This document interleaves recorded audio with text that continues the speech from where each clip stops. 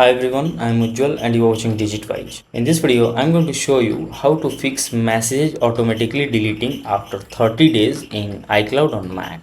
So if your older messages keep deleting after 30 days even though you don't want them to, the problem may simply be the keep messages settings. If it's set to 30 days, your Mac automatically remove messages that are older than 30 days, and many people accidentally choose this option without realizing what it does and lately wonder why this happens, why their older conversations are no longer available. So it's always a good idea to set keep messages setting to 1 year or forever. In that case, your messages will no longer be removed after 30 days. If you want to keep all your conversations for as long as possible, then choosing forever is usually the best option. So if you would like to fix this issue, then click on the Apple logo at the top left and then choose system settings. Now in the left side pane, click on the Apple account at the top and here go to iCloud. After that, in saved to iCloud section, click on see all button and here go to message in iCloud.